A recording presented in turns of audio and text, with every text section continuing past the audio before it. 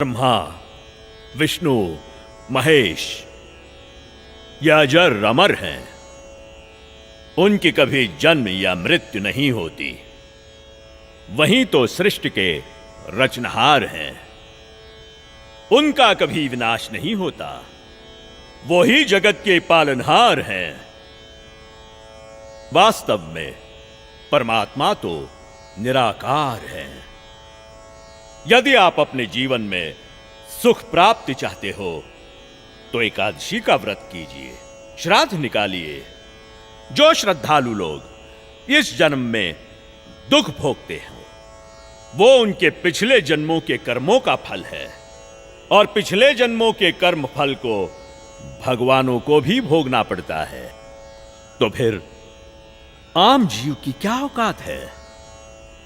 अगर परमात्मा की प्राप्ति चाहते हो तो हमारे साथ बोलिए, हरे राम राम राम हरे हरे, हरे राम राम राम हरे हरे, हरे कृष्णा कृष्णा कृष्णा हरे हरे, हरे कृष्णा कृष्णा कृष्णा हरे हरे। बोलो शेरा वाली माता की राधे राधे राधे राधे राधे राधे राधे राधे। भक्तों, यदि आप में से किसी के भी मन में कोई भी आशंका हो, कोई भी प्रश्न हो तो निसंकोच पूछिएगा। महात्मा जी, आप ये भोली भाली जनता को क्यों गुमराह कर रहे हो? अरे दुष्ट लड़की, तेरा ये बोलने का दुस्साहस कैसे हुआ? तेरे पास क्या आधार है कि मैं जनता को गुमराह करता हूँ? लगता है ये हिंदू विरोधी है। ए चल नीचे बैठ।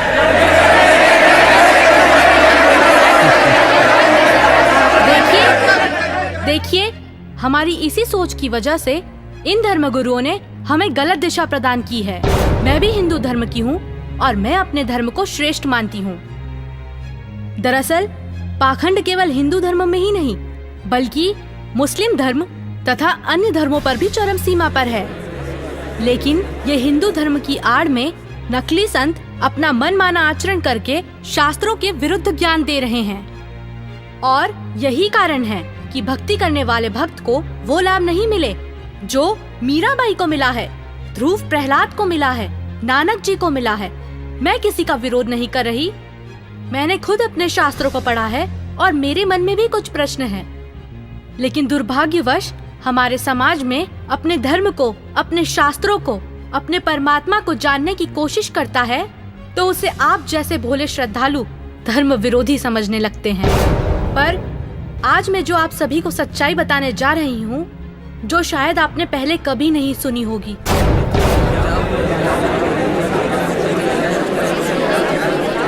ज्यादा बात मत बना लड़के। तेरे पास क्या प्रमाण है? बता दी क्यों नहीं? महात्मा जी, थोड़ा धीरज रखिए और सुनिए। आप ही ने तो कहा था ब्रह्मा, विष्णु, महेश अजर अमर हैं, उनका कभी विनाश नहीं होता, वही सृष्टि के रचनाहार हैं। मैंने टीवी पर एक संत रामपाल जी का सत्संग सुना, उसी से पता चला। पता है उन्होंने क्या कहा? रुकिए एक मिनट, अभी बताती हूँ।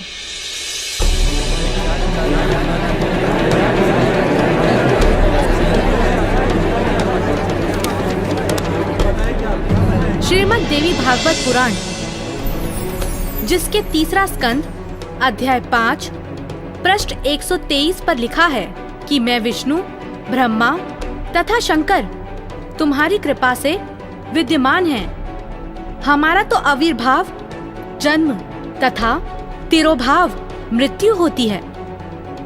हम नित्य अविनाशी नहीं हैं।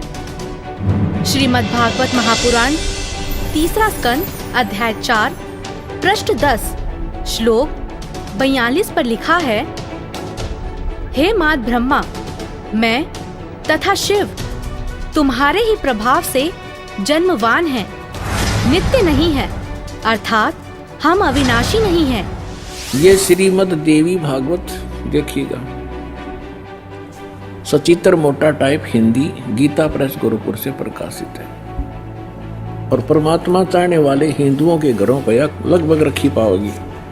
ये है संक्षिप्त श्रीमद् देवी भागवत सचित्र मोटा टाइप, केवल हिंदी। प्रकाशक हैं हनुमान प्रसाद पोदार, चमनलाल गोस्वामी, और गीता प्रेस गोरखपुर से प्रकाशित है। 123 पृष्ठ, तीसरा स्कंद, संक्षिप्त देवी भागवत। तुम शुद्ध स्वरूपा हो, ये सारा संसार तुम ही से उद्भासित हो रहा है। मैं ब्रह्मा और शंकर हम सभी तुम्हारी कृपा से विद्यमान हैं।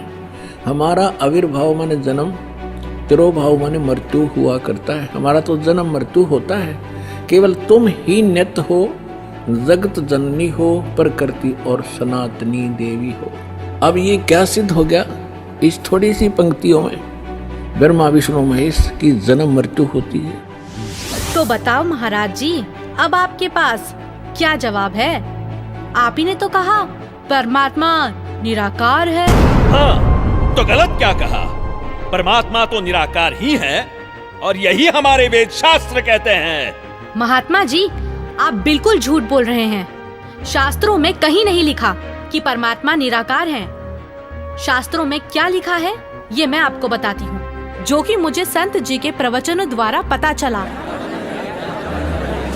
अब ऋग्वेद मंडल नंबर 9 सूक्त 82 में कति कंसेप्ट क्लियर हो जाएगा। ऋग्वेद मंडल नंबर 9 सूक्त 82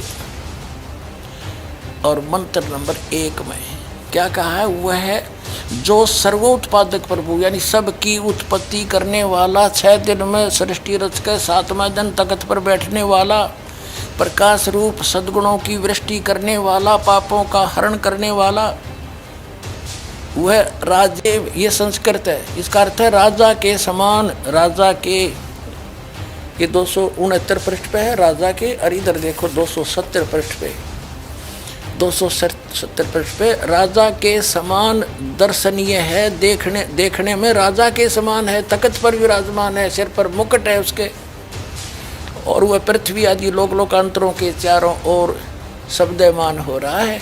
वह वर्णीय पुरुष को, अच्छी आत्मा को, जो दृढ़ भक्त है उसको पवित्र करता हुआ प्राप्त होता है।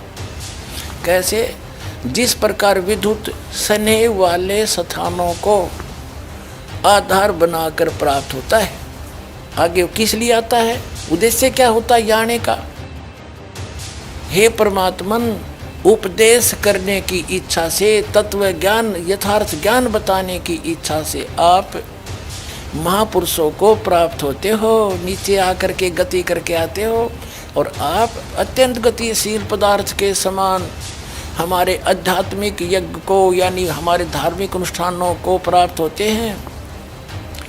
आप कबीर देव हैं, आप अल्लाहु अकबर हैं, शुद्ध स्वरूप हैं, आप पाक हैं, पवित्र हैं। हमारे पापों को दूर करके हे अमर परमात्मा सोम, आप हमको सुख दे। हो गया सिद्ध।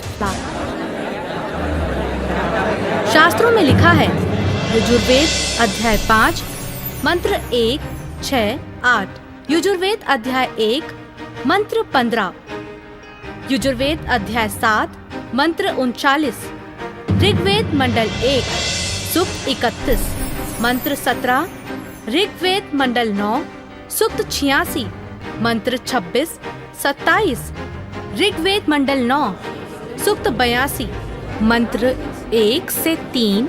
इसमें यह लिखा है कि परमात्मा साकार है, और यही पवित्र कुरान शरीफ और पवित्र बाइबल सिद्ध करते हैं।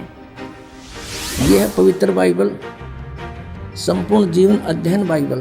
प्रबंधक संपादक डेविड स्टुअर्ट, अंग्रेजी प्रधान संपादक Donald C Stamps, MA MDV, संयुक्त संपादक ये सारे इनका ये यहाँ से छपाई देखो। जेनेसिस माने सृष्टि, जेनेसिस 1, ये 4 पृष्ठ पे उत्पत्ति यहाँ से आरंभ होती है। प्रथम आदि में परमेश्वर ने आकाश और पृथ्वी की सृष्टि की, ये पहला दिन था। इस प्रकार ये पहला दिन हो गया। फिर दूसरा दिन हो गया, प्रकाश प्रपुरुष बना दिया परमात्मा ने। फिर ये तीसरा सांझ भोर हो गया, फिर तीसरा दिन हो गया। जो कुछ भी इसमें फलदार वृक्ष जिनके बीज एक एक जाति के अनुसार बनाए, ये इस प्रकार। अब ये तीसरा दिन हो गया। दिन और रात पर प्रभुता करें और उज्ज्वला दियारा करें। इस प्रकार सांझ हुई, फिर भोर हुआ, ये चौथा दिन हो गया। फिर यहाँ देखें प्रश्न नंबर 5 पे, वो 4 पे पढ़ा आपने, अब 5 पे क्या है, सांझ हुई भोर हुई, फिर ये 5वां दिन हो गया। छठे दिन पे आना हमने, असली बात ये है। फिर परमेश्वर ने कहा मनुष्य को हम अपने स्वरूप के अनुसार अपनी समानता में बनाएं, और वे समुद्र की मछलियों और आकाश के पक्षियों और घरेलू पशुओं और सारी पृथ्वी पर और सब रेंगने वाले जंतुओं पर जो पृथ्वी पर रेंगते हैं अधिकार रखें, यानी उनसे समझदार हों। तब परमेश्वर ने मनुष्य को अपने स्वरूप के अनुसार उत्पन्न किया। अपने ही स्वरूप के अनुसार परमेश्वर ने उसको उत्पन्न किया, और नर और नारी करके उसने मनुष्यों की सृष्टि की। तो परमात्मा किसा होया, मनुष्य जैसा, नर जैसा। अंडरस्टूड हो गया। अब पवित्र बाइबल ने स्पष्ट कर दिया कि परमात्मा मनुष्य जैसा है, उसने अपने जैसे रूप में मनुष्य को बना, नर नारी करके उत्पन्न किया। अब कुरान शरीफ दिखाते हैं आपको, देख कुरान शरीफ शास्त्रीय अरबी पद्धति पर नागरी लिपि में रूपांतरकार हैं नंद कुमार अवस्थी, शेरवानी संस्करण। ये कहाँ से छपी है?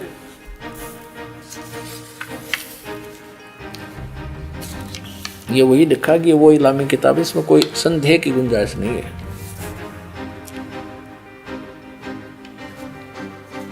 शेरवानी संस्करण, प्रकाशक है लखनऊ किताब घर, मौसम बाग, सीतापुर रोड, लखनऊ। हम यहाँ पढ़ेंगे, हिंदी पढ़ेंगे। सूरत फुरकानी 25 607 पृष्ठ पे यहाँ देखिए 59 नंबर आयत में, सूरत फुरकानी 25 में, जिसने आसमान और जमीन और जो कुछ उनके बीच में है सबको 6 दिन में पैदा किया और फिर तख्त पर जा विराजा। अब इससे सिद्ध हो गया कि दोनों पवित्र सदग्रंथों ने रल मिलकर ये सिद्ध कर दिया कि परमात्मा मनुष्य जैसे शरीर युक्त है, मनुष्य जैसा साकार है। महात्मा जी, आपने ये भी झूठ कहा है कि श्राद्ध निकालने, व्रत करने से सुख और मुक्ति मिलती है, जबकि संत जी के प्रवचनों से सुना है कि गीता अध्याय 9 के श्लोक 25 में कहा है, पितरों को पूजने वाले पितरों को प्राप्त होते हैं, भूतों को पूजने वाले, पिंड दान करने वाले भूतों को प्राप्त होते हैं, अर्थात भूत बन जाते हैं। गीता अध्याय 6 श्लोक 16 में लिखा है कि हे अर्जुन, ये योग ना तो अधिक खाने वाले का, ना बिल्कुल ना खाने वाले का, ना अधिक जागने वाले का, ना अधिक शयन करने वाले का, और ना ही एक स्थान पर बैठकर साधना करने वाले का सिद्ध होता है। गीता अध्याय 16 श्लोक 23-24 में कहा है कि शास्त्र विधि को त्याग कर जो साधक मनमाना आचरण करते हैं, उनको ना तो कोई सुख होता है, ना कोई सिद्धि प्राप्त होती है, तथा ना उनकी गति अर्थात मोक्ष होता है। अरे क्या चल क्या रहा है इस लड़की का? अरे कोई तो रोको उसे। ये लड़की सही बोल रही है।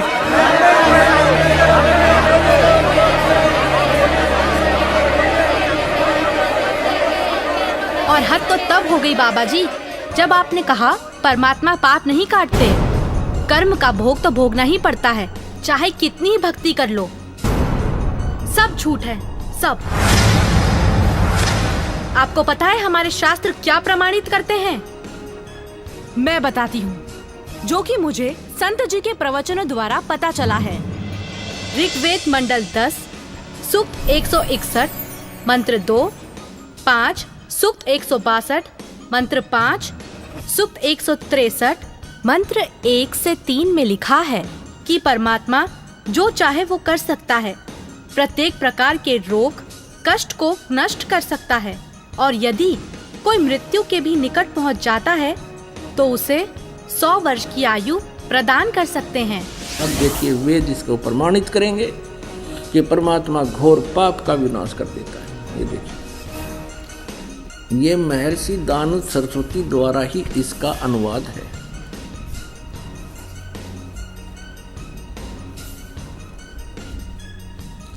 प्रकाशक है सार्वदेशिक आर्य प्रतिनिधि सभा 2/5 महर्षि दानव भवन रामलीला मैदान नई दिल्ली से। यजुर्वेद आर्य भाषा भाष्य संपूर्ण 40 अध्याय महर्षि दानंद सरस्वती कृत यानी दानंद जी के द्वारा इनका अनुवाद है। मुद्रक है Prince offset printers 1510 Pataudi house Daryaganj नई दिल्ली से। अब देखिएगा यजुर्वेद के 8वें अध्याय का 13वां मंत्र स्पष्ट करेगा। ये 8वां अध्याय और 241 पृष्ठ पे 8वें अध्याय का 13वां श्लोक। इसमें क्या लिखा है कि देव कर्तस्य एनस्य अवजनमसि, मनुष्य कर्तस्य एनस्य अवजनमसि, पितृ कर्तस्य एनस्य अवजनमसि, आत्म कर्तस्य एनस्य अवजनमसि। एनस्य एनस्य घोर एनस्य एनस्य माने अपराध के अपराध यानी घोर पाप के भी। अब आपको इसका यहाँ दिखाते हैं 242 पृष्ठ पर इन्हीं का अनुवाद किया हुआ। ये 242 पृष्ठ पे। हे सबके उपकार करने वाले मित्र आप। अब यहाँ इसने मित्र शब्द प्रयोग कर दिया, यहाँ परमेश्वर ना लिखा, क्योंकि इसको पता था वेदों को पढ़ने वाला मुझ पर पूरा विश्वास करेगा, और मैंने यहाँ लिख दिया मित्र, तो वो ये समझेगा कि मित्र के बारे में लिखा है, भगवान के बारे में नहीं, इसलिए इसको पढ़ पढ़ा कर आगे चल पड़ेगा। आप दान देने वाले के अपराध के अवजनम, एनस्य माने अपराध के, अवजनम माने विनाश करने वाले, असी माने हो। मनुष्य कर्तस्य साधारण मनुष्यों के किए हुए, एनस्य माने अपराध के, अवजनम माने विनाश करने वाले हो। पितृ कर्तस्य पिता के किए हुए, एनस्य माने अपराध, ये अपराध ही लिखना चाहिए था, विरोधासन लिखा है। अच्छी प्रकार हरने वाले हो, नाश करने वाले हो। अपने किए हुए, एनस्य माने पाप के, एनस्य कहो, एनस्य का अर्थ पाप कहो, एनस्य माने अपराध कहो, एनस्य माने अपराध या पाप एक ही अर्थ होता है। एनस्य माने पाप के दूर करने वाले, अवजनम माने नाश करने वाले, अवजनम विनाश करने वाले हो, अवजनम माने विनाश करने वाले हो। एनस्य एनस्य अधर्म के अधर्म यानी घोर पाप के भी, अवजनम माने नाश करने वाले हो। अब जानता हुआ मैं जो कुछ भी अधर्म आचरण किया करता हूँ या करूँ, अनजान में जो कुछ भी किया करता हूँ वह करूँ, उस सब एनस्य माने अपराध के, पाप के, दुष्ट आचरण के नहीं, पाप के आप अवजनम माने नाश करने वाले हो। और महात्मा जी, आपको तो ये भी नहीं पता पूर्ण परमात्मा कौन है। अच्छा लड़की, तो तुम ही बताओ कौन है पूर्ण परमात्मा? पूर्ण परमात्मा, पूर्ण परमात्मा वो है जिसने सृष्टि की रचना की है। उस परमेश्वर का नाम है कबीर। मैं आपको प्रमाणित करती हूँ, जो कि मुझे संत जी के प्रवचनों द्वारा पता चला है। प्रमाण 1, पवित्र यजुर्वेद अध्याय 29 मंत्र 25। जिस समय भक्त समाज को शास्त्र विधि त्याग कर मनमाना आचरण कराया जा रहा होता है, उस समय कबीर देव तत्व ज्ञान को प्रकट करता है। प्रमाण 2, पवित्र सामवेद संख्या 359 अध्याय नंबर 4 के खंड नंबर 25 का श्लोक नंबर 8, जो कबीर देव तत्व ज्ञान लेकर संसार में आता है, वह सर्वशक्तिमान है तथा काल के कर्म रूपी किले को तोड़ने वाला है, सर्व सुखदाता है तथा सर्व के पूजा करने योग्य है। ऋग्वेद मंडल 9 सूक्त 86 मंत्र 17। ऋग्वेद मंडल 9 सूक्त 86 मंत्र 18। ऋग्वेद मंडल 9 सूक्त 86 मंत्र 19। ऋग्वेद मंडल 9 सूक्त 86 मंत्र 20। अथर्ववेद कांड नंबर 4 अनुवाक नंबर 1 मंत्र नंबर 7। मुस्लिम धर्म के पवित्र शास्त्र कुरान शरीफ सूरत फुरकानी 25 आयत 52 से 59 में लिखा है कि कबीर परमात्मा ने 6 दिन में सृष्टि की रचना की तथा 7वें दिन तख्त पर जा विराजा। जिससे परमात्मा साकार सिद्ध होता है। राग तिलंग महला 1, पंजाबी गुरु ग्रंथ साहिब, पृष्ठ नंबर 721। बाइबल में भी लिखा है, सृष्टि की रचना परमात्मा ने की, जिनका नाम है कबीर।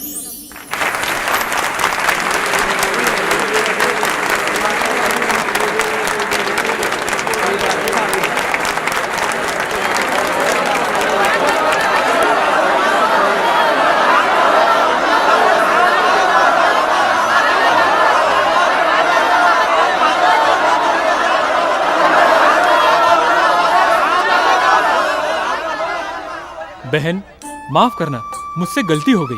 असल में हिंदू विरोधी तो ये नकली संत है जो हमें शास्त्रों के विरुद्ध भक्ति बता रहा है। आपने तो हमारी आंखें खोल दी। बहुत बहुत धन्यवाद आपका। धन्यवाद तो संत रामपाल जी महाराज का कीजिए, जिन्होंने इस अनमोल ज्ञान को भक्त समाज को समझाया है। उन्हीं के ही तो टीवी चैनल पर सत्संगों को सुनकर मैंने इस अनमोल ज्ञान को प्राप्त किया है। हर रोज टीवी पर सैकड़ों बाबा आते हैं, लेकिन सही भक्ति तो संत रामपाल जी महाराज ही बताते हैं। तो बोलो संत रामपाल जी महाराज की जय। संत रामपाल जी महाराज की जय। संत रामपाल जी महाराज की जय। आओ सब मिलकर जागरूकता लाए, पाखंड और अंधविश्वास को जड़ से मिटाए। अंधश्रद्धा भक्ति मानव जीवन के लिए बेहद खतरनाक है। शिक्षित समाज से निवेदन है कि नकली और शास्त्र विरुद्ध साधना बताने वाले धर्म गुरुओं से बचे तथा नकली धर्म गुरु का विरोध करे। सभी धर्मों में पाखंडवाद चरम सीमा पर है। समाज को चाहिए कि गलत साधना बताने वाले धर्म गुरुओं का डटकर विरोध करे। पुस्तक अंधश्रद्धा भक्ति खतराए जान को पढ़े। हमारे इस वेबसाइट पर जाकर इस पुस्तक को निःशुल्क पाए, या फिर आपका पूरा नाम, पता और फोन नंबर इन नंबरों पर SMS करें। अवश्य देखिए जगत गुरु तत्वदर्शी संत रामपाल जी महाराज के मंगलमय प्रवचन हर रोज इन चैनलों पर। सोशल मीडिया पर हमसे जुड़ने के लिए लाइक, सब्सक्राइब और फॉलो जरूर करें।